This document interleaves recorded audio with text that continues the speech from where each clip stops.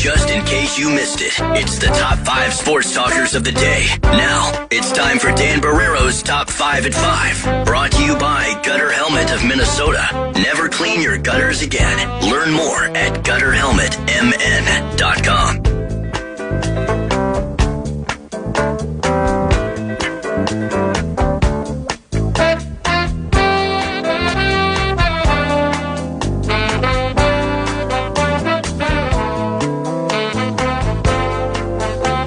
I apologize for the delay, but I noticed a headline with Shams on ESPN on SportsCenter. Finalists for LeBron James. Oh. And I don't know if it was a box that the producer put up on his own or her own, or it was laying out what Shams was expected to articulate. But in that box were the Minnesota Timberwolves, along with Miami, Cleveland, and I think Golden State. I can't remember where the third one was. So I don't know whether we can take anything out of that. Can we put a banner up? Yeah. Next year, before the season, as the season begins, can we put up a banner, runner-up in the LeBron James sweepstakes? Before or after the KG banner goes up. That'll be the second banner. Yeah. Probably got to do KG first because he's our guy. Probably true. That's very, very true. Well, David. see, I'd rather we not be a finalist. I'd rather that we had no chance, Hurts like you more. said. Yeah, I know. It's easier to finesse. You were on at the Philly thing hurts because it is legit for basketball, we think. Yeah. Because it sounds it's not like for the more weather. of a basketball decision. It's not closer to his daughter because he floated that one for a while, right? That yes. My daughter's going to help me decide where I go. She lives here, the whole deal. And I'm sure that was a part of it. But obviously, Golden State would have been the biggest deal for his family because it's a close, by now it's a 6-minute flight, given how we talked about that flight got shorter and shorter as the weeks went on. Yeah, it hurts. And if people are just figuring it out, we can start the top 5 with it, that LeBron James is not coming to Minnesota. He is signing a 2-year with a player option second-year contract, $8 million with the Philadelphia 76ers. Davey. So now the NBA can move forward with its national schedule, which will include, obviously, a number of bonus Philadelphia 76ers games, right?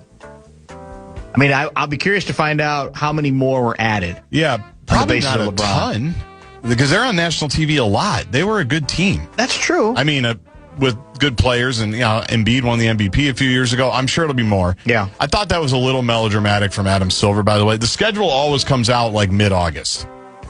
So That's also true. I'm sure they have a lot of permutations, and it's got to be just a Herculean task to build that thing. But do you think that guy, the schedule guy, thought he was going to have a nice weekend? And That's then true, like noon Eastern, he was probably like, Friday afternoon, maybe a lunch, and then a meeting, then I'm done.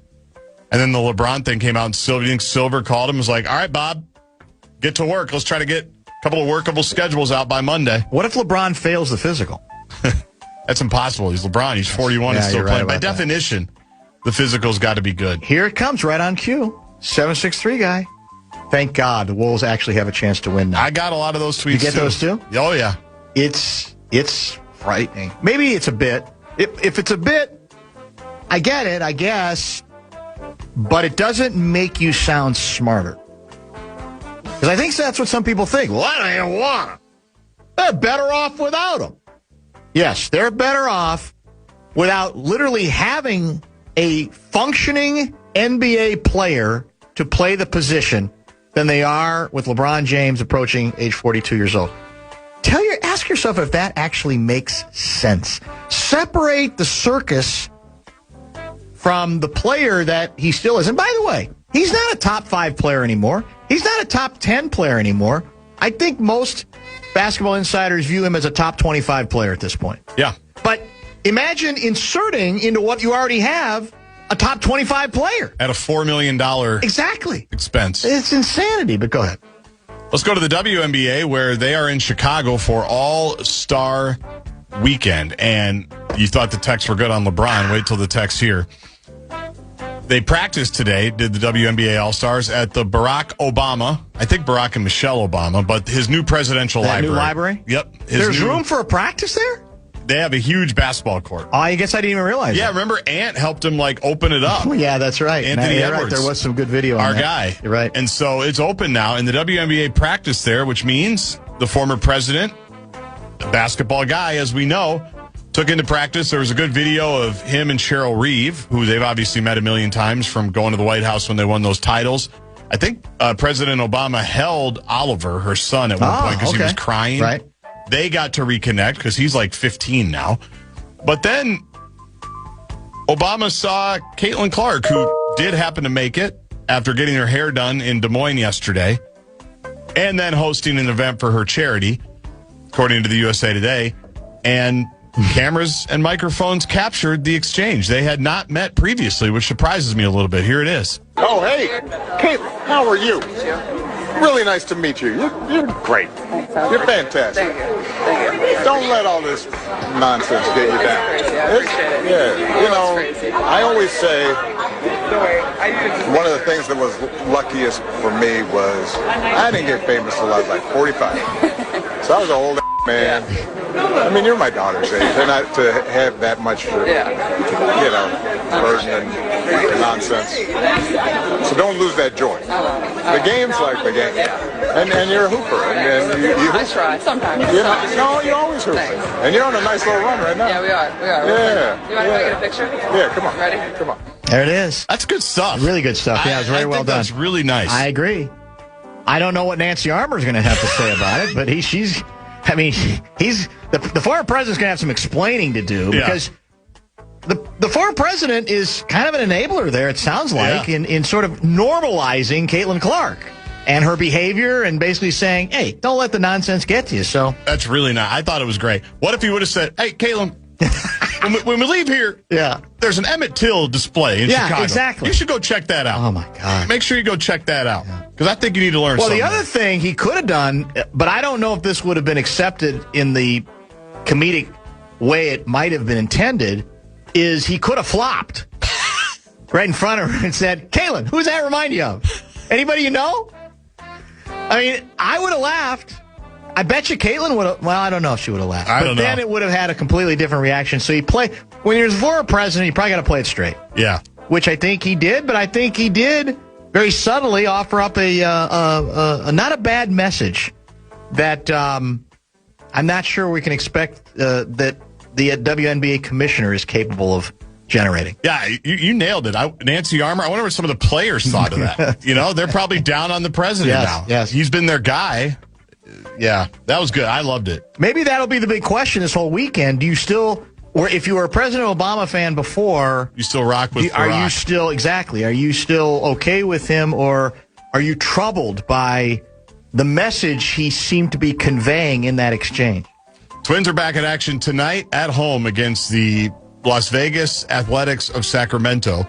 Zebby Matthews on the mound opposing Jacob Lopez. First pitch from Target Field is 7:10. I can't wait. I know you're excited about it. It'll probably be on in the background. We got the split of the 4-gamer, right? We did. With Cleveland? We did. Where are we in the standings now? Do you know? I do know. The Twins right now are 4.5 games back of the White Sox for first place in the Central. The Guardians are 3 games ahead of us, so we are in third place. As it pertains to the wild card, we are 2.5 games out of the final spot. Seattle is a half game in front of us. We're right there. Striking distance. Yeah, lurking. Sure. We're lurking. The fan and BigDeck.com want to give you a shot to win bonus bucks. It is our national cash contest. The final keyword of the week is new. Go to KFAN.com. Enter the keyword new. Lavelle in about 15. I've been threatening or promising, maybe a better way to put it, to go back to that reading story in the Atlantic that I left in the back of my vehicle because I only had the first 5 pages printed out. I've got some added nuggets from that story that I think, got into with a lot of good text earlier in the week, and we're going to try to revisit a little of that before we prepare for Lavelle.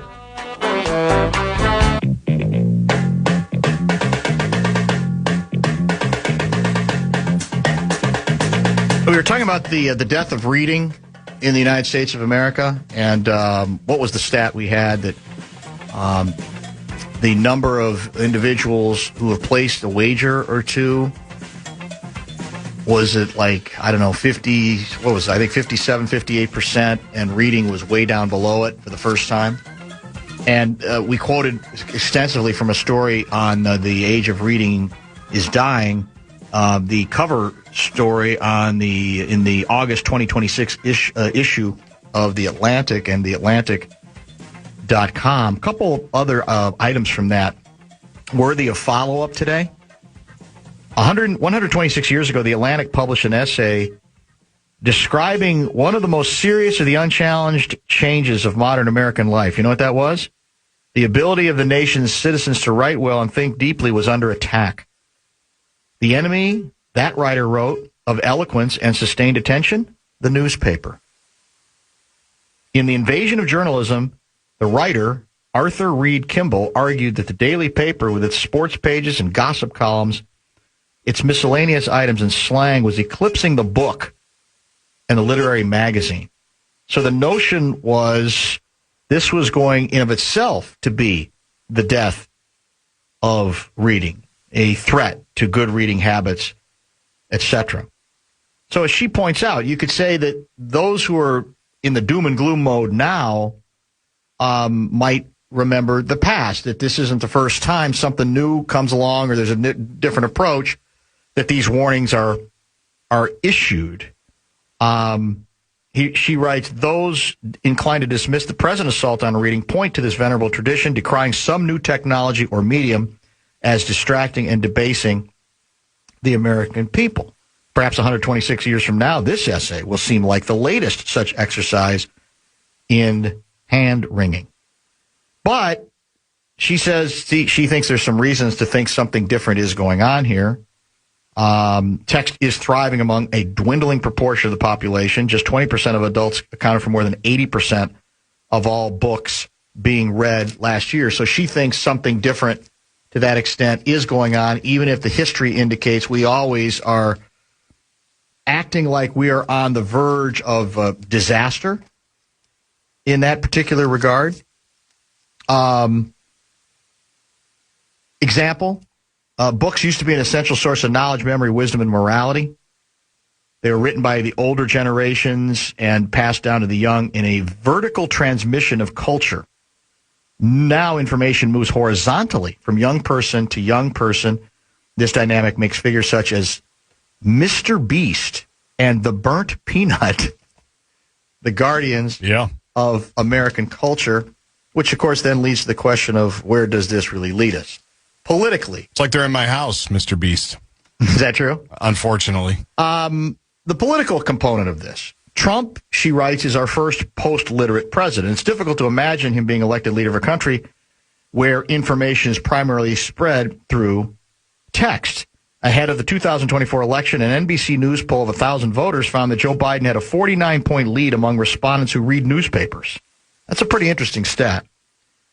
Trump has pioneered a style of communications that exploits our distracted, disputatious age. So many people, particularly in the academic and journalistic circles, think of him as a political revolutionary, according to one communications professor, and I see him much more as a rhetorical revolutionary. More than in the past. And this is, to me, crucial, and it does play into the reading part of it.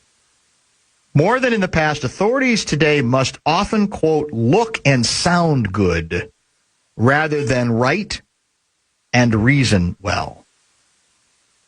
This particular individual predicted that the decline of print and rise of electronic media would ultimately push people toward populist leaders. They would shun authority and institutions in favor of the candidate who what? Made good television. Something to be said there, too. Rehan Salam, the president of the conservative-leaning Manhattan Institute, described to this writer how this plays out. You name an enemy, and you polarize the public. You don't allow for nuance, because nuance is just a confusion when you're in a struggle for power. Politicians who promote the distrust of institutions and elites do better under such circumstances. You create this fantasy that actually it's all really, really simple.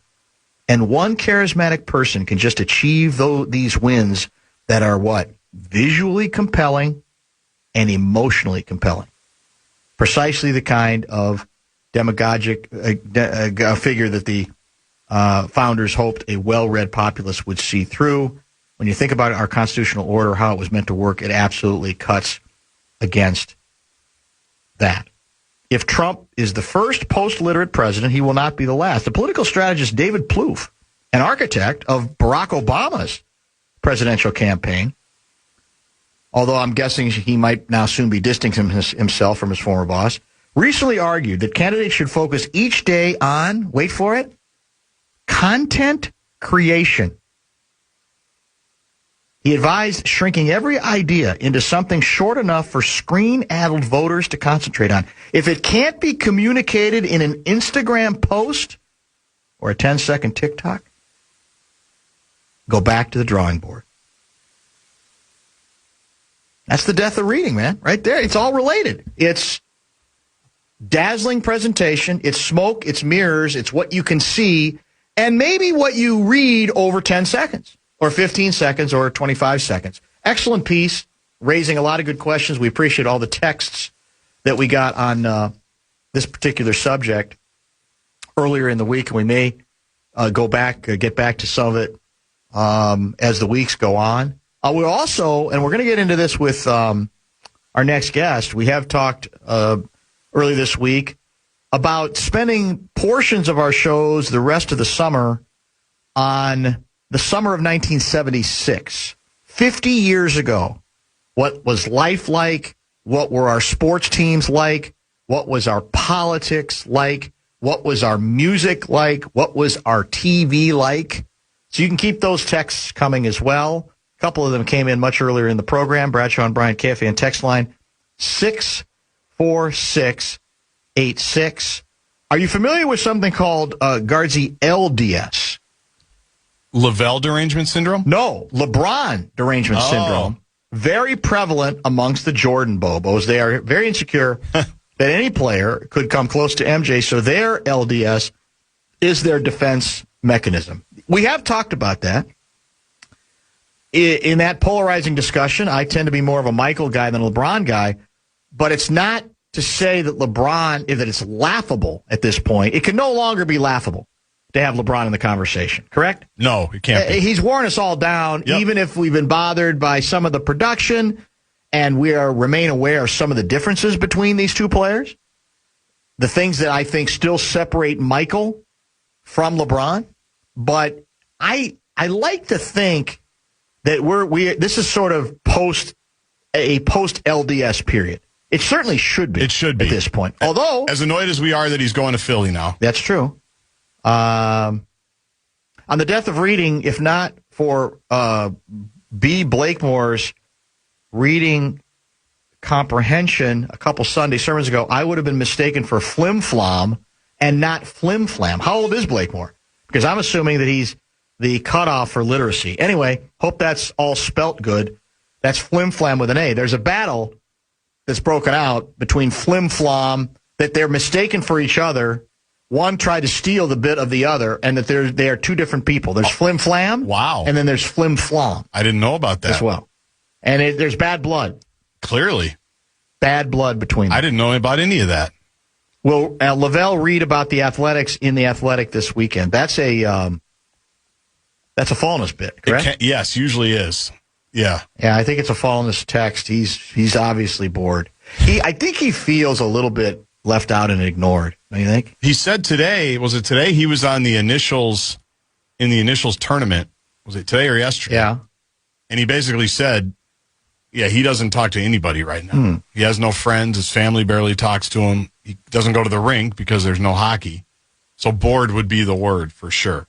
507 guy, JG's Obama impression puts Common's Trump impression to shame.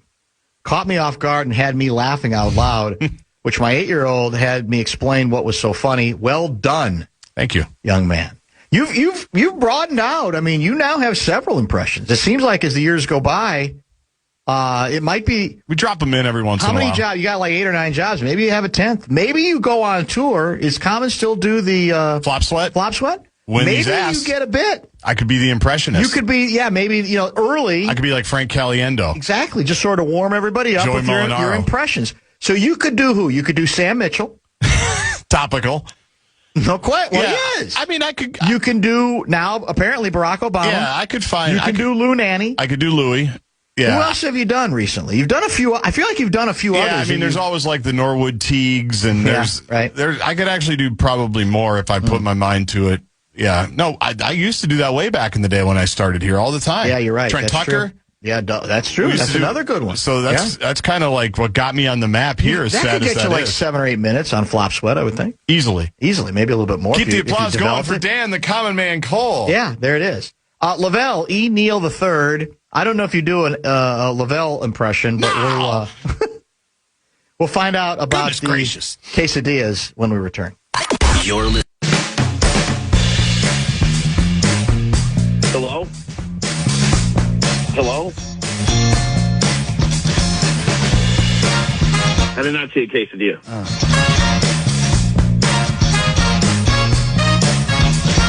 Hello? Hello?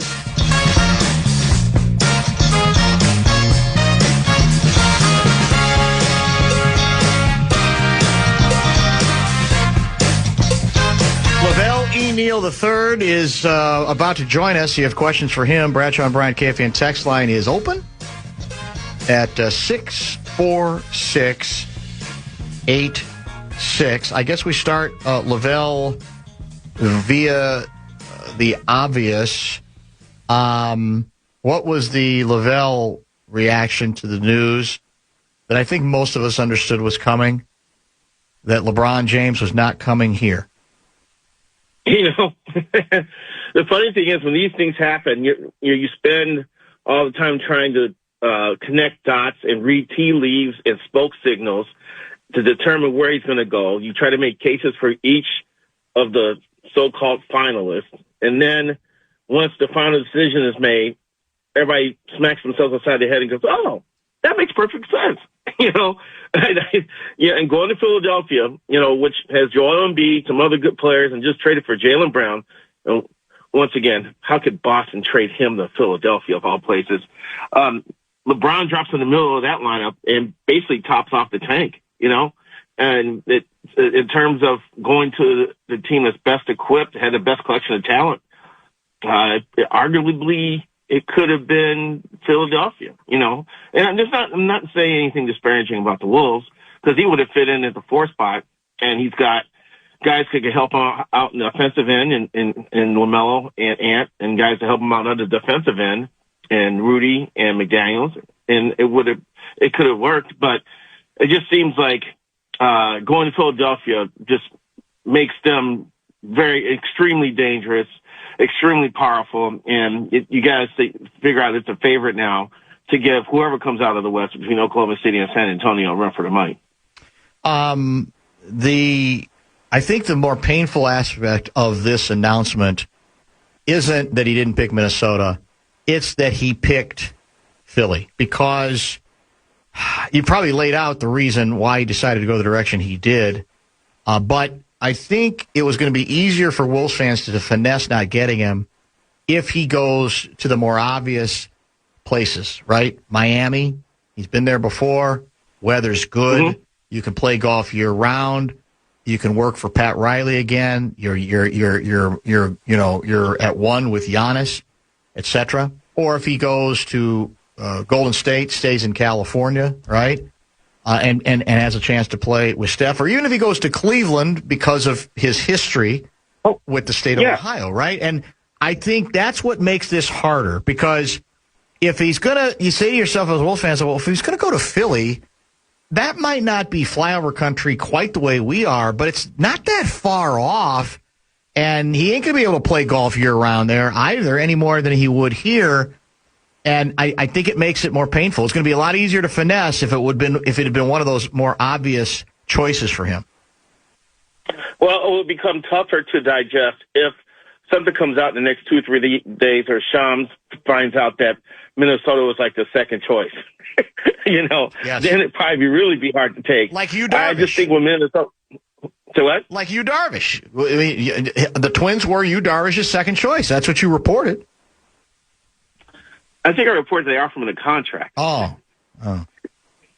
Maybe I missed it. They offered him a 9-figure contract, but I think by then he was already down the road with whoever he ended up with. So, but anyway, I just think when Minnesota was announced as a finalist, I think we all looked at it as, well, it can't be the number one option. It may be 4 or 5, maybe 4, but would Minnesota really be, his top option? So I think we all felt it was a long shot. You were screaming for weeks that he wasn't coming here, and I agree with you. I just was waiting for confirmation, and it finally came this morning. So I don't think Wolves fans should feel too hurt. And if you're a Sunnyside optimist person, you take solace in the fact that Minnesota team was actually considered a finalist for a superstar. Mm-hmm. Well, again, you don't really it's not much of a banner to put up, but it's better than being utterly and completely ignored and mocked and ridiculed. That's all pretty much true. The sad reality, as you know, as we were talking about with Johnny about an hour ago, is that there is no viable plan B because there's no room for a plan B. LeBron was going to take the minimum, and they were not going to be affected by that. But, Miami, I think, has got some options where they can go, well, we wanted them, but we're going to do this instead. Here's our fallback. I don't know what Cleveland's contract situation or salary situation is. I think Golden State will now probably concentrate on Draymond because Draymond opened the door in his own contract to make it more likely that LeBron could come back. But here, that's the sad reality of this thing, and that's why it does hurt a little bit more here because it's in this town at the front court, in the front court, it's literally LeBron or nobody. That is the part that does make it difficult. That's true. And I think Finchy has been non-committal about who's going to play the 4. I think it'll evolve as the season goes along. I think we're all expecting Jaden McDaniels to play the 4 a lot, but I think there'll be games where he'll start other people at 4. I'm grimacing as I say the name Trey Lyles because he wasn't even in the league last year. Right. But maybe Johan Berenger, may step up and form a Twin Tower bit with Rudy Gobert a few times. So I think that may be one reason why Finchy hasn't said we have a guy. I hope LeBron called other teams to tell them that they were out of the running, at least. I hope he just didn't say Philly and just left everybody hanging. After all the recruiting and all the wooing that was going on and Anthony Edwards, threatening to rip his head off if he doesn't come to Minnesota, at least give a courtesy call. But, this fourth, whoever started in the power forward or the 4 spot, man, I think it's going to be a revolving door as the season goes along. Yeah, there's not any question about that. And, when we had Tim Conley on, he said, we got an idea internally that some people might think is out of left field that we're intrigued by. He didn't get very specific on that. I don't even know what that would be. Does that mean you do try to go really small, or do you think you can play Berenger some minutes at power forward next to Rudy, which is hard to believe on the basis of his offense at this point, but maybe they're seeing some stuff down the road. We'll have to see indeed where that indeed goes. Joe Ingles? Well, there's always Joe. I'll ask you the same question a texter asked Johnny Athletic at about 4:30 or so, maybe closer to 4:45 or 4:50. Are the Wolves better today as a team than they were when the 2025-26 postseason ended? I think offensively they are. I think with LaMelo Ball at a point guard, and their true point guard, and we can argue about this one. I think it's their best point guard since Rubio, I think. Yes. I think he's got impact offensively on everybody's on the floor with him. And, it's going to be hard to double team him now because Melo could make them pay a little bit. But also gets the catch and shoot opportunities because of Melo. When Ayo Dosunmu was on the court, he could benefit from him. If LaMelo's running a break, when TJ Shannon comes on the court, he's a great finisher, and LaMelo can find him. Jaden McDaniels, whose mid-range game continues to get incrementally better, could benefit. I just think that they're going to do things offensively, and they're going to have to do things offensively. They're going to have to probably outscore a few teams in 2026, 2027. I believe. Defensively, I'm not sure. You still have McDaniels and you still have Rudy, but, I think Lamelo's a better defensive player than what they had last year. I'm not sure. Julius Randle isn't around anymore, and defense wasn't a strong suit, so maybe they won't be as bad defensively as we thought, but they're going to get killed. They may get killed on the boards. That could be a concern. Who's going to rebound? Hopefully, I think Ball can rebound a little bit, and Ant and Jaden's going to pick up this slack there. But I think for sure it's going to be fun to watch them when they have the ball. When it comes to rebounding and some post defense, it could be a little cringeworthy at times.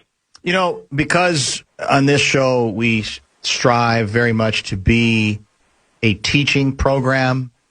We want to often help the kids, the youngsters out there.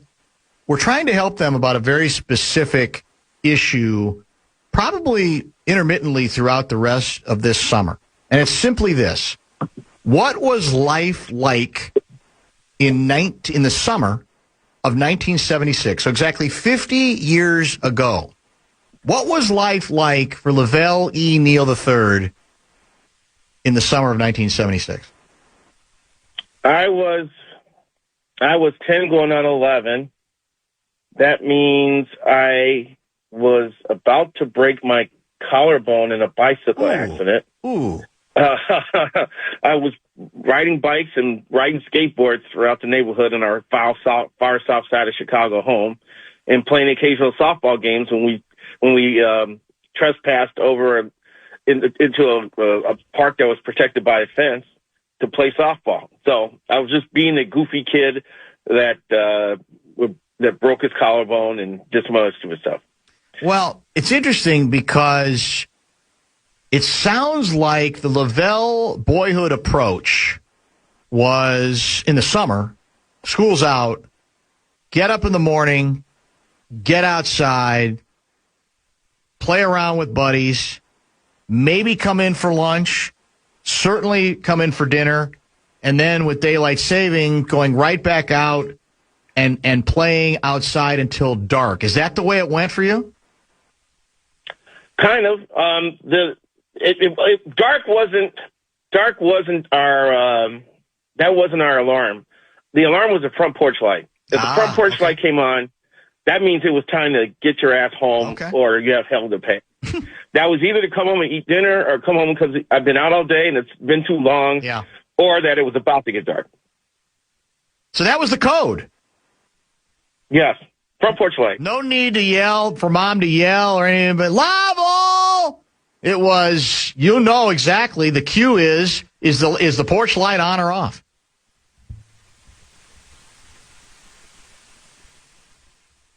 Lavelle? Lavelle? Hello? Lavelle? Hello? What happened here? Hello? Hello? Hello? Maybe put him on hold. I'll call him on hold. It seems like it's kind of on cue here. It's like I did not see a quesadilla. Oh, that's the.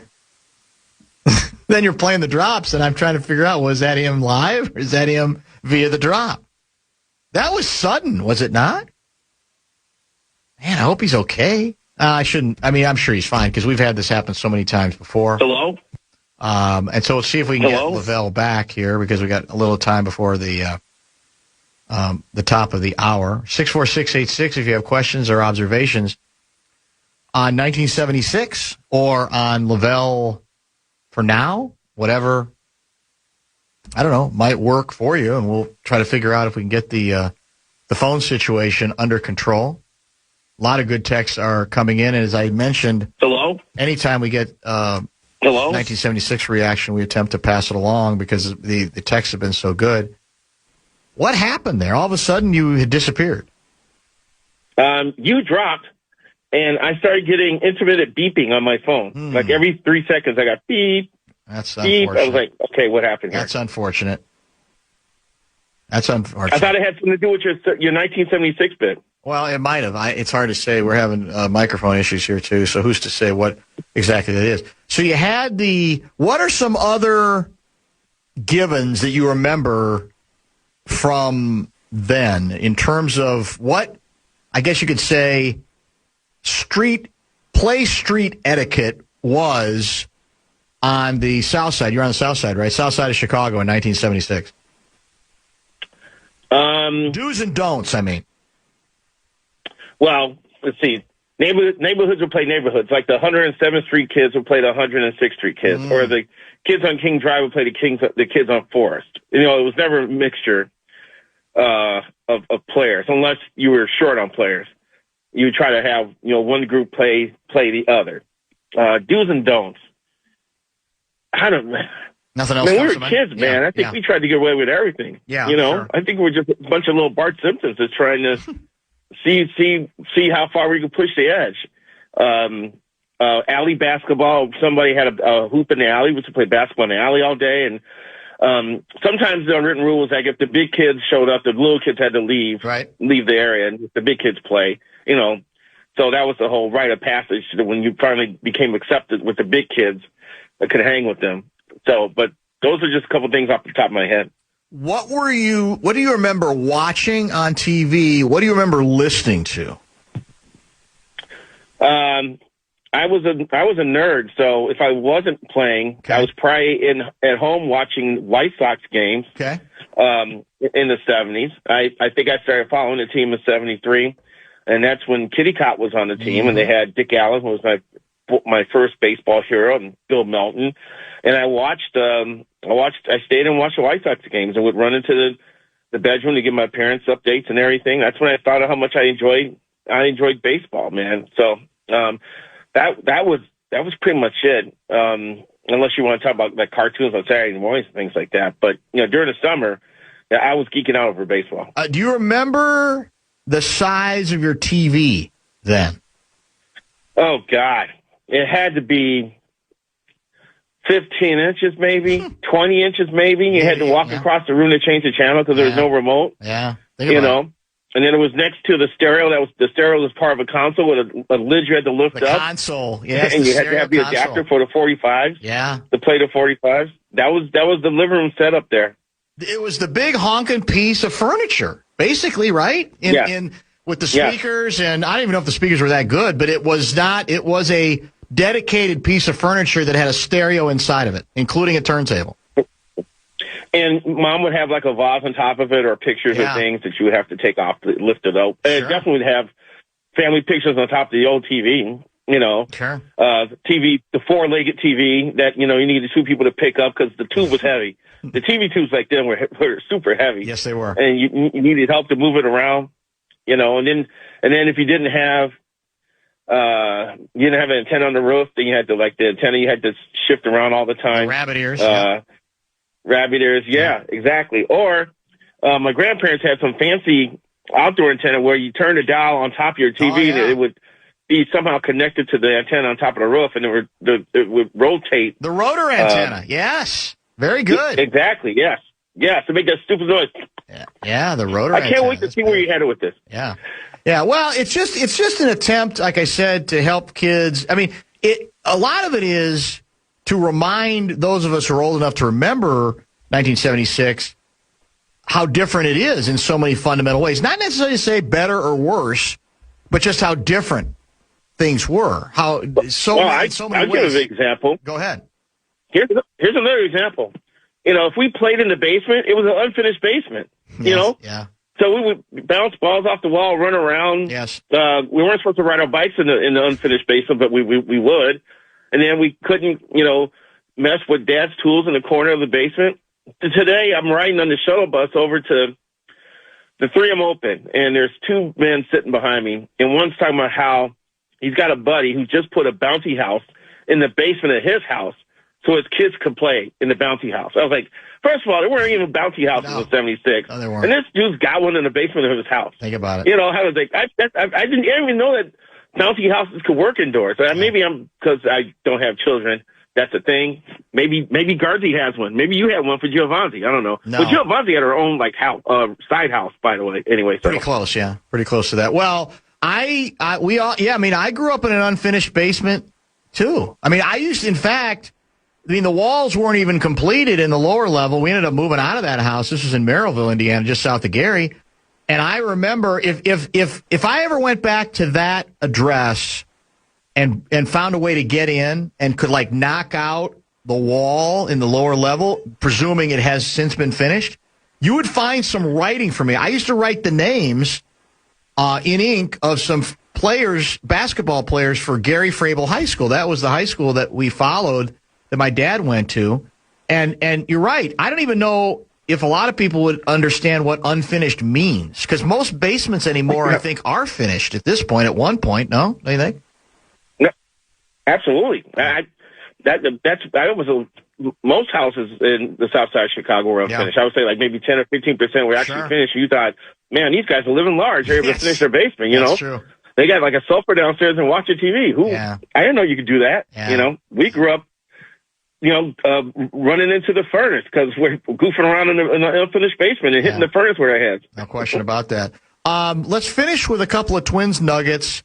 We're getting ever closer to the trade deadline, and we're all trying to calculate, what to pay attention to the rest of the way before the deadline to get us any closer to understanding which approach the Twins might take. Do you have an educated answer to give on that? I mean, what's your feeling on where you think we're headed? I think ownership wants to add, but in the end, they're going to defer to Jeremy Zoll and the front office for direction on how they should proceed, which means I think they won't know for sure until there's like 5 days to go in the trade deadline, or 5 or 4. So if you remember a year ago, the fire sale started with a trickle about 6 days out, and then next the floodgates are open by the end of the week. I think these two series are important because they're both winnable against teams that are in the bottom of the American League, and the Twins should take advantage of that.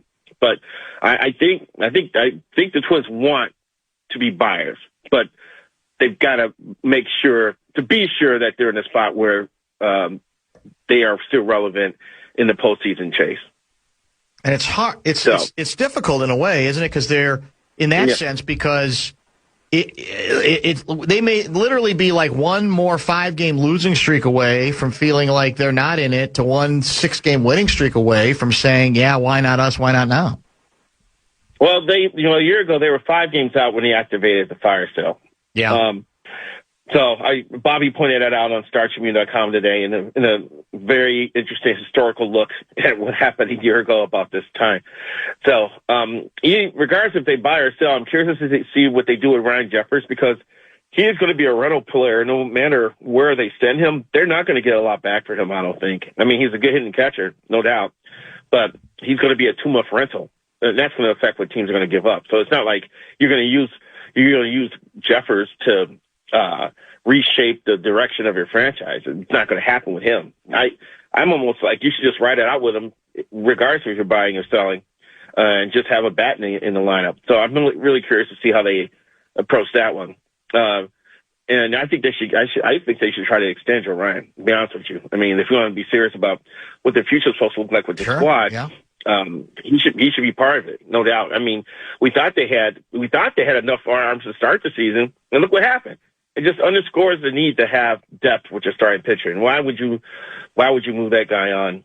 So that's my thing. But yeah, I think I know Twins fans want something defined by now. I just think you have to wait out these next 2 series to see exactly which way they're going to go, because they may go 4-2, and the next thing you know, they'll be at 500 or a game over 500, and then be back within a game of the wild card. And the dynamics of the American League have changed a little bit. Detroit's playing better.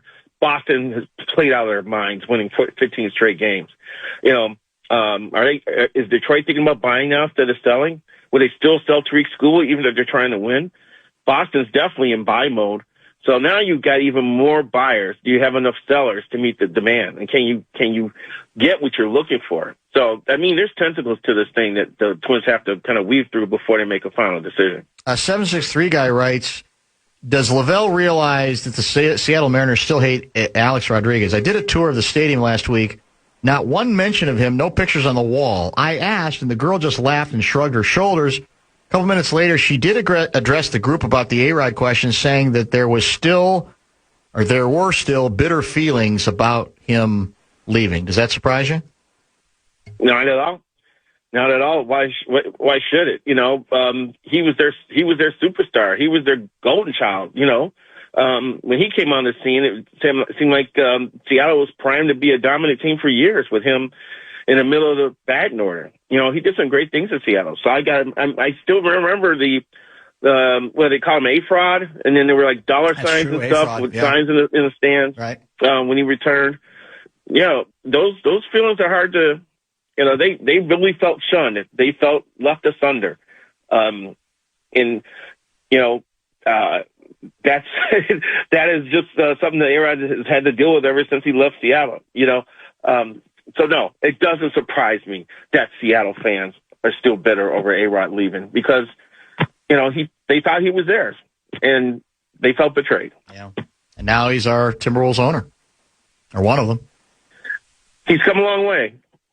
Yeah, I think I don't think most Wolves fans are all that interested in that drama, even though it's obviously part of the record and even some of the stuff that came after he left Seattle. What's the Sunday column today or this week? And it's baseball related actually. I'll be doing some Twin stuff coming up here on Sunday in the Star Tribune. So, and then you know, kind of looking ahead to actually the trade deadline, which you just asked me about. So I think you need to get in on this Lynx deal pretty soon. I know it's All-Star Weekend, but I think you need to get on this Lynx bandwagon here pretty soon, man. They well, I did do a Lindsey Whalen column 2 Sundays ago. That's true. I was out there. Yeah, you're right. Yeah, I'd keep. And I actually shot a video from because we're starting to dabble in me doing 2-minute quick hit videos after games because apparently. We're trying to take advantage of people's short attention span and just draw them to the website. Nobody's reading anymore. I actually did one from a Lynx game last week. Yeah, that's your biggest challenge right now. We were quoting heavily from a couple pieces that lay out how little people are reading in the old world sense, books and even newspapers. So to an extent, as contrary as it might seem to being a newspaper, probably a lot of what you have to mess with is what you're talking about now. Because it's quick, you get in, you get out. I hate the trend, but if that's part of the reality, I'm not surprised that that's the direction you're trying to go.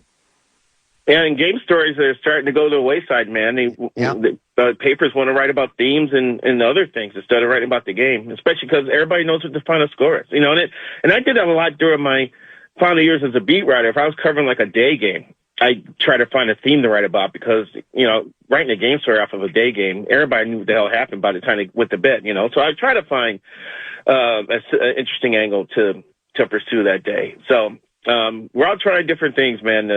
You know, we're doing these live blogs. These live blogs are actually a success. When there's like something happening in town, and we start doing live blogs, and we could add on to it during the day. It's like an evolving story that people get to read in real time. And they actually are doing really well.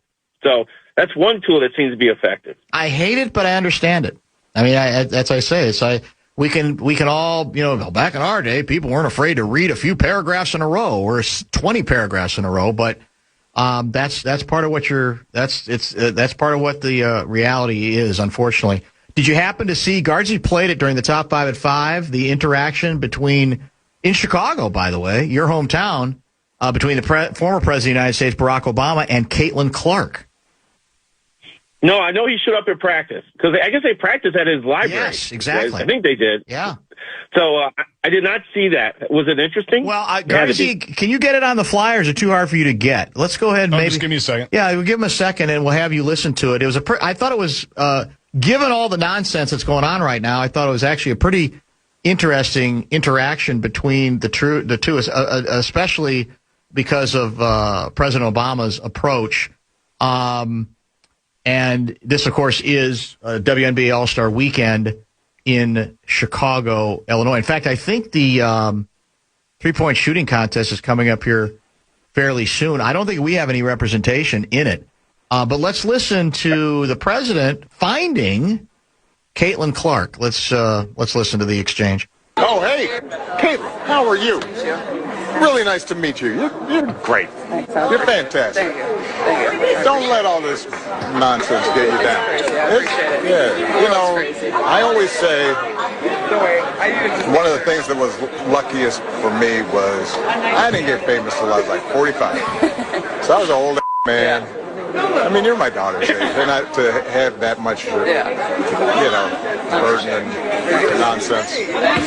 So don't lose that joy. The game's like the game, and you're a hooper, and you I try sometimes. No, you always hoop, and you're on a nice little run right now. Yeah, we are. Yeah. You want to go get a picture? Yeah, come on. Nice little exchange there between them. Were there other WNBA players there?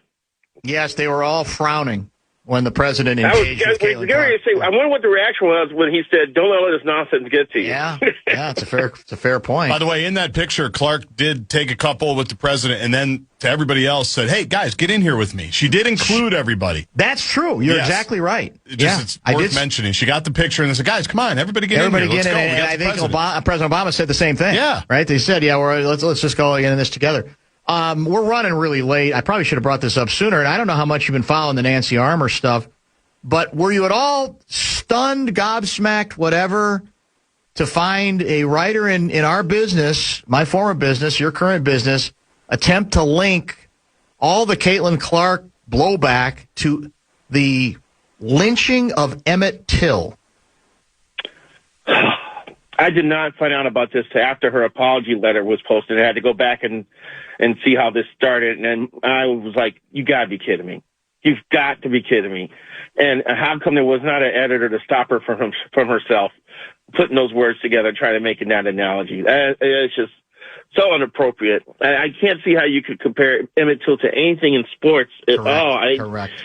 It could have been another analogy she could have came up with. That's just going to open wounds and incite anger and derision, and just it's going to make people upset. And I was stunned, man. I was stunned. Yeah. I couldn't believe it. Like I said, I didn't read the original column when it came out. I started reading about the aftermath. I had to go back and go, what? And Nancy has been covering sports in Chicago for decades. Correct. Decades. I used to sit in the White Sox press box with her when the Twins were in town. And I think she was working for AP then. AP at that point, and then she ended up moving on to USA Today, and that's when she started writing columns. So she's worked her way up, and she's been a pretty solid columnist. I just don't know. There was just an ill-advised arrangement of words on the screen. Yeah. Asinine would be another way to put it. I appreciate you as always, my friend. Have a wonderful weekend. Thanks for the time. We'll read you on Sunday. All right, man. Take care. Thank you. That is Lavelle Neal III. Bumper to Bumper with Dan Barrero. Has anybody advanced the theory that LeBron James picked today to make his big announcement or confirm what others had reported about where he wants to finish his career to take attention away from WNBA All-Star Weekend? Oh, they haven't yet. That allegation been made? I don't know. I'm looking at a screen here during the break, and every All-Star up on the platform, WNBA All-Star, being asked over and over about what? Your reaction to the LeBron James signing. Wow.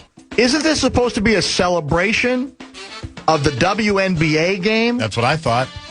Doesn't LeBron James get enough attention? Doesn't the National Basketball Association get enough attention? I think I'm writing Nancy Armour's next column for her. What do you think? Right there. That's a start.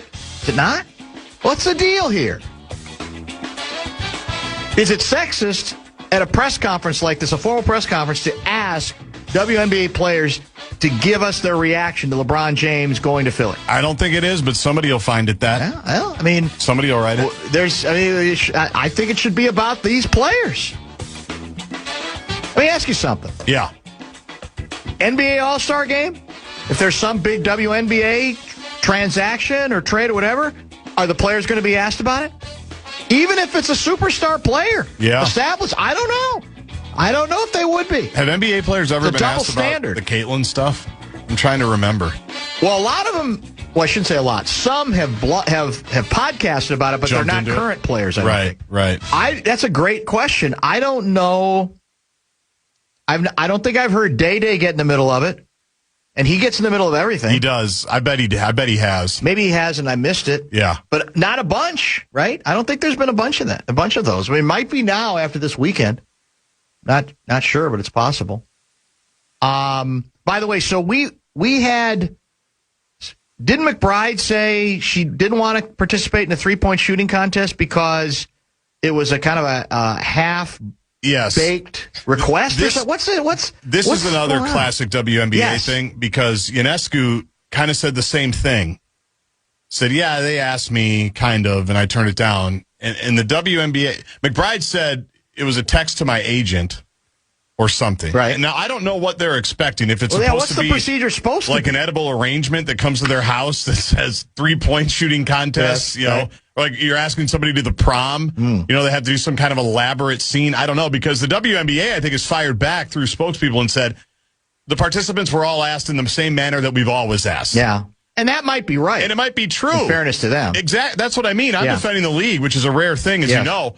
So that's what's weird. Again, the story. What are you looking for? Exactly. The story is not even really straight on this. Is who got invited, who didn't, who turned it down, who didn't. And why? What was the procedure? And why? And are you just assuming that you were like second, third, or fourth on the list and you're bitter about that? I don't know. It's very strange. I just know this, and this is something to reflect on, whether you're a huge Lynx fan or not. Once we resume the second half or whatever we have left of the WNBA season, Minnesota Lynx are the best, certainly the best story in town right now, and they are the best story in the WNBA. There's no question. It's not a reach. It's not like I'm saying it to social engineer. It's not an embroidering. It's just true. They're good. They just added one of the best players in the league, and they play an aesthetically pleasing style of basketball. It's definitely a win-win, and if you're looking for something to pay attention to beyond the quarterback drama, which we're all going to be paying attention to, dig in, man. It's a great opportunity, I think, to do it. We'll come back, wrap things up next. You're listening to Barrero on the Fan from the 1-800-ASK-GARY Traffic Center. This 1875. It's the Bumper to Bumper Show Wrap.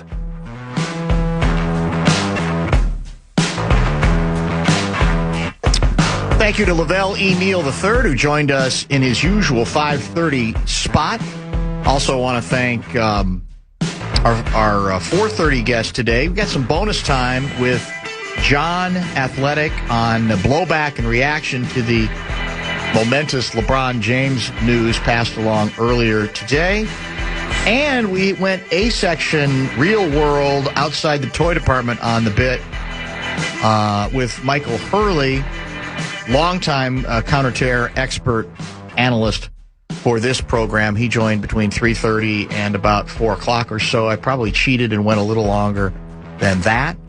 We do plan on a visit with Sam Mitchell during Sunday sermons. I don't have a time yet, but he is expected to join, and we'll get his reaction to LeBron landing there and if he's got any ideas for what the Wolves might do here. I think Sam is in the group nationally who believes that the Wolves are not as good as they were last season, as currently constituted. So we always appreciate, he loves this franchise. He always will, but he's a straight shooter too. So Sam is slated to join us unless he sleeps in or golfs on Sunday. Yeah, 50-50. Those possibilities, 50-50. But we'll keep you informed on that. What else do we have today? Well, we got back a little bit into the 1976 discussion, especially with Lavelle. I want to also remind you that the Enough Said program, me, Gaardsy, and Lori Fisher back with us for the first time in a number of weeks A regular time on Fox 9? 9:30 on Fox 9. And very late on the Plus? Yeah, I think even 1 on the Plus. You can get it via Fox Local eventually, I think, the app, if you have not done so far.